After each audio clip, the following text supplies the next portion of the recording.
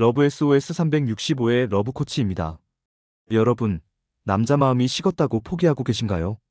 그럼 안 됩니다. 진정성 있는 카톡 한 통이면 됩니다. 반응 체크로 가능성을 파악하세요.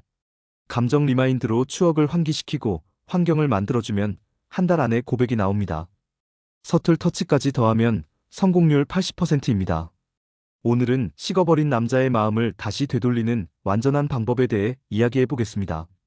제가 지금까지 상담해드린 수많은 사례들을 통해 검증된 방법들이니까 끝까지 집중해서 들어보시기 바랍니다. 사실 많은 여성분들이 남자가 차가워지면 바로 포기해버리시는데 정말 아쉬워요. 대부분의 경우 완전히 식은 게 아니라 일시적인 현상일 가능성이 높거든요. 남자들은 여성들과 다르게 감정 표현이 직접적이지 않아서 오해가 생기는 경우가 많아요. 제가 작년에 상담해드린 한 분이 있었는데 정말 절망적인 상황이었어요. 8개월 동안 썸을 타던 남자가 갑자기 연락을 끊더니 소개팅까지 나간다는 소식까지 들었거든요. 그 여성분은 이제 정말 끝인 것 같다고 울면서 연락했는데 지금은 그 남자분과 결혼을 앞두고 있어요. 남자가 차가워지는 이유를 제대로 파악하면 충분히 회복 가능합니다. 남자들이 갑자기 태도가 변하는 건 대부분 세 가지 이유 때문이에요. 첫 번째는 예측 가능해졌을 때예요. 남자들은 본능적으로 사냥꾼의 기질이 있어서 너무 쉽게 얻을 수 있는 것에는 흥미를 잃어버려요.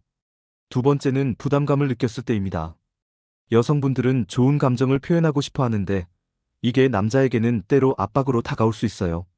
특히 관계가 명확하지 않은 상황에서 너무 강한 애정 표현을 받으면 남자들은 뭔가 부담스러운데라고 생각하게 되죠. 세 번째는 신뢰에 금이 갔을 때예요. 작은 거짓말이나 약속 어김, 감정적 폭발 같은 것들이 쌓이면서 이 사람과 진지한 관계를 해도 될까 하는 의문이 생기는 거죠. 그런데 이 모든 상황들이 회복 불가능한 건 아니에요. 진정성 있는 카톡을 보내는 것부터 시작해야 합니다. 그런데 여기서 주의할 점이 있어요. 갑자기 장문의 사과문을 보내면 더 부담스러워할 수 있거든요. 자연스럽게 대화의 물꼬를 터야 해요. 요즘 어떻게 지내라는 식의 뻔한 안부보다는 공통 관심사를 활용하는 게 좋아요. 이 카페 우리 같이 갔던 곳이네 갑자기 생각나더라처럼 추억을 자연스럽게 환기시키는 거죠. 아니면 네가 추천해줬던 그 드라마 보는데 정말 재밌더라 같은 식으로 상대방이 부담스럽지 않게 접근해야 해요. 그 다음에 대화가 이어지면 솔직한 마음을 털어놓을 타이밍을 잡아야 합니다. 사실 그때 내가 좀 예민했던 것 같아. 너한테 서운한 기색을 보인 것 같은데? 미안해처럼 자연스럽게 과거의 일을 정리하는 거예요.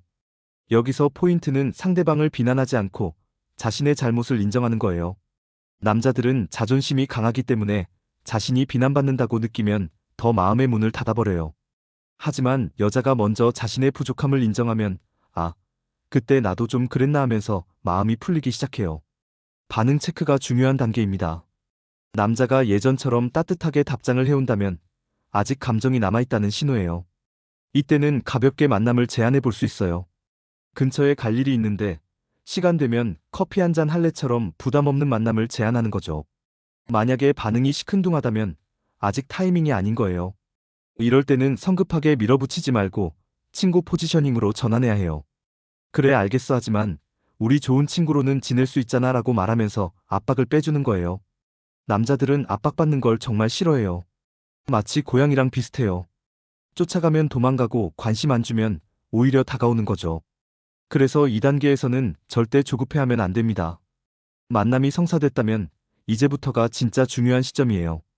감정 리마인드를 해야 하거든요. 만났을 때 예전과 똑같은 모습을 보여주면 안 되겠죠.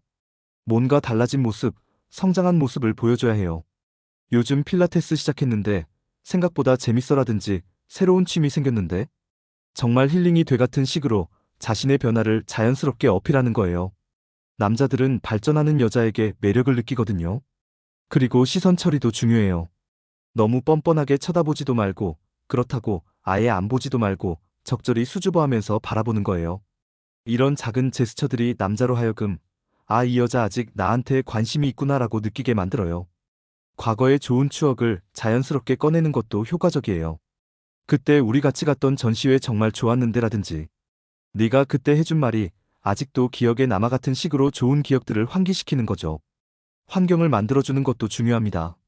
남자가 다시 마음을 열기 쉬운 분위기를 조성해야 해요. 연락할 때도 부담스럽지 않은 빈도로 하고 밀당하지 말고 톡을 씹지도 말고 자연스럽게 대화를 이어가야 해요. 여기서 플러팅도 시작할 수 있어요. 목소리 듣고 싶었어라든지 보고 싶었어 같은 표현들이죠. 단, 사랑해나 좋아해 같은 직접적인 고백성 멘트는 피해야 해요. 아직은 부담스러울 수 있거든요.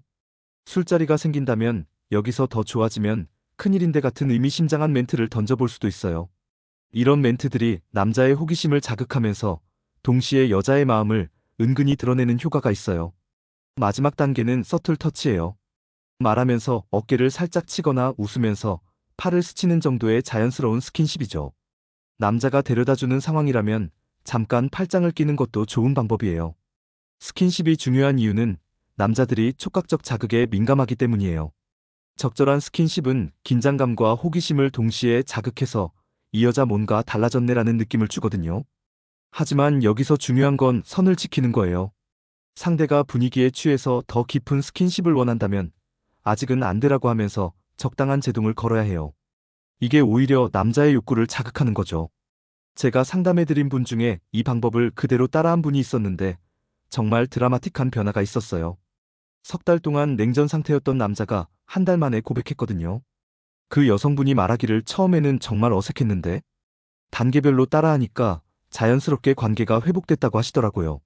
성공률을 높이려면 몇 가지 주의사항이 있어요. 첫 번째는 성급하게 서두르지 않는 거예요.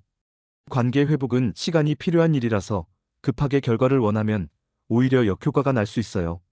두 번째는 과거의 문제를 계속 들춰내지 않는 거예요. 그때 왜 그랬는지 아직도 이해가 안 가 같은 말은 절대 하면 안 됩니다.